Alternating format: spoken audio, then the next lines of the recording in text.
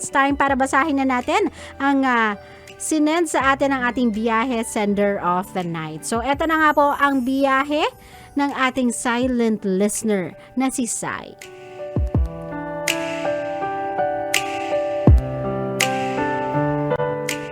Hi DJ Lala, silent listener niyo po ako. Tago niyo na lang po ako sa pangalang Sai, 18 years old. Gusto ko sanang humingi ng advice sa inyo dahil lagi na lang po akong kinakain ng pagka-negative ko. Di ko na po kasi alam kung paano a-advisean yung sarili ko dahil lagi na lang lagi na lang nasa isip ko kung paano sasabihin sa ibang tao tapos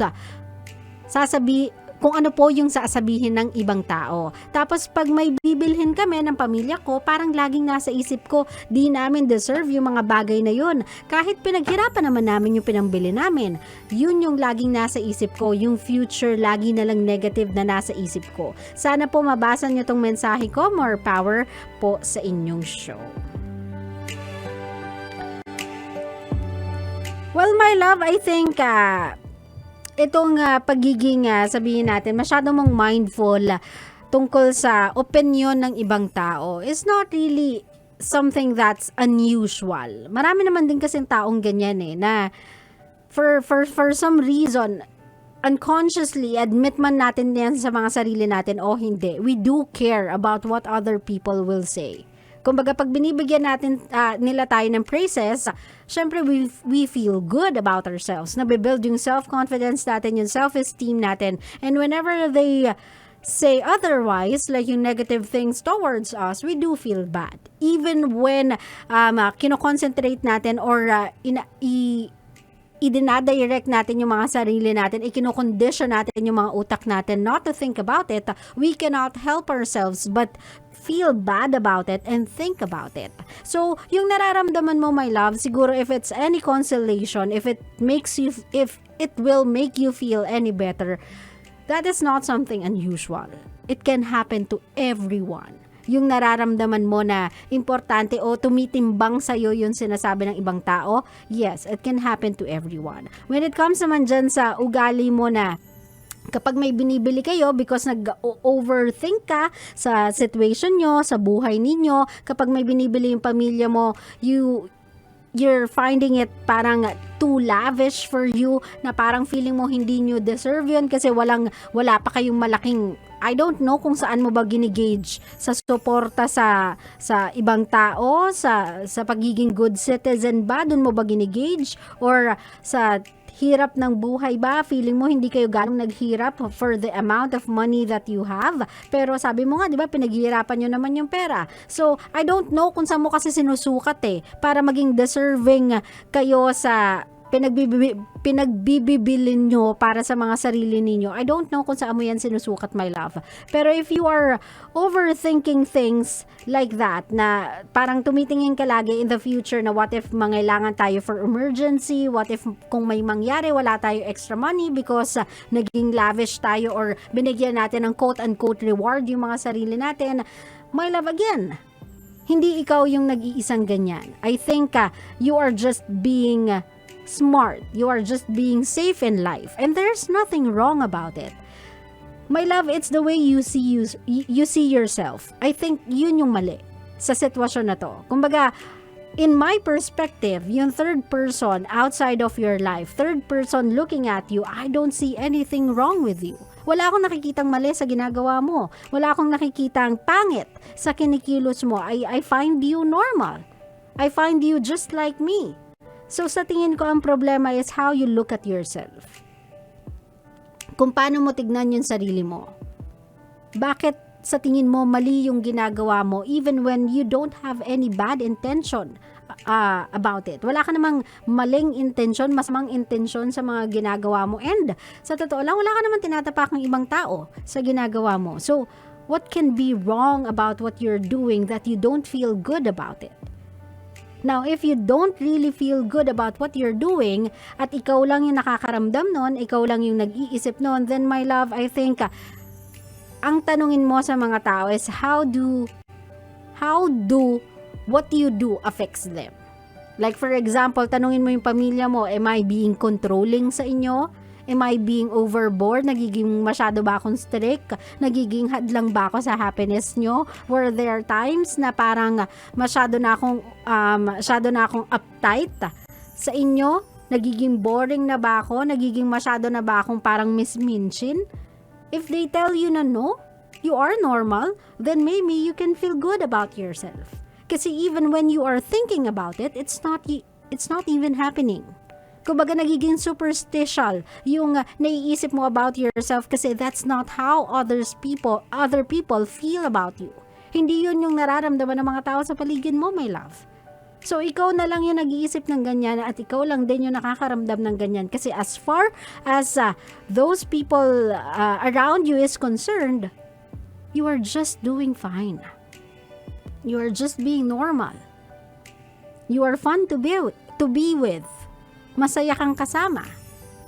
Maayos kang kapatid. Mabuti kang anak. And maybe if you can remind yourself that every single day, then you would know na this is all in your head. Na ikaw na lang nag-iisip nito. But others are not thinking that way towards you. Naintindihan mo ako, my love? So if there's something in your head na sa tingin mo nagpapa-feel bad sa'yo dahil you are thinking na ito yung perspective ng other people about you.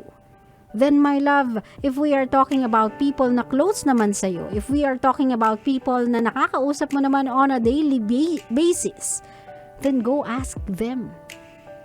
Para sa peace of mind mo, go ask them. Am I doing something wrong? May mali ba akong inaasal?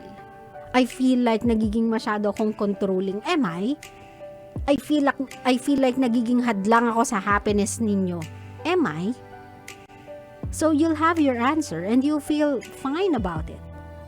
Para mapalagay yung loob mo na I have to stop thinking this way kasi this is not how others do see me. This is not how others find me. Nagigets mo ko, my love? And please, look at yourself in the mirror and just smile. Sometimes, to stop ourselves from overthinking things, we just have to appreciate whatever it is in front of us. And let's start with you. Appreciate yourself whenever you look at yourself in the mirror. Do whatever it is that will make you feel beautiful, that will make you feel good about yourself, that will make you feel happy. If ang pagkukulot ng buhok mo will make you feel pretty and confident, do it, my love. If ang pagkukurl ng lashes mo can make you feel pretty kasi parang feeling mo nangungusap ang mga mata mo, go ahead, my love. Do that.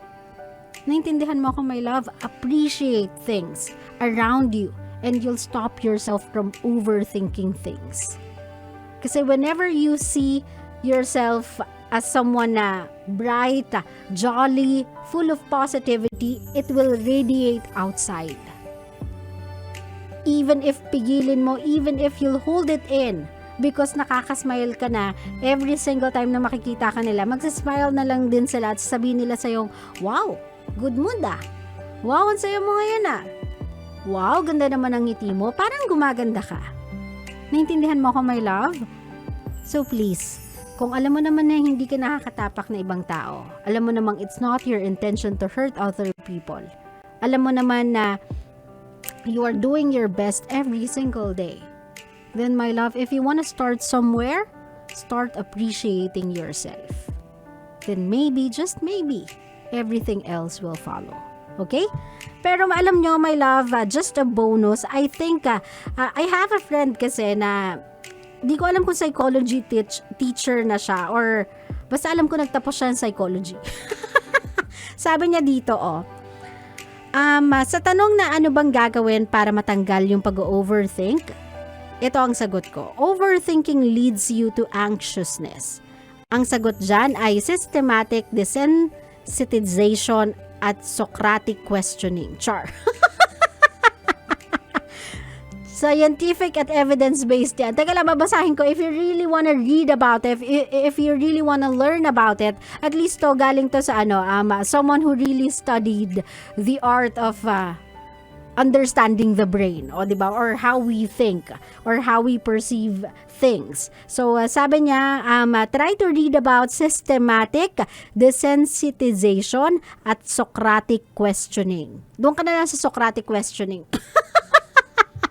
Mas madali siyang i-spell pag ginugel mo. Pero thank you so much to my friend, si Richardson Urine. So, maybe one time ilagay natin siya sa video, no? Kasi at least to, di ba? Psychology major. So, matutulungan tayo kapag medyo some kind ng usapin natin ay usapin about us and the way we think. Pang matalinong usapan.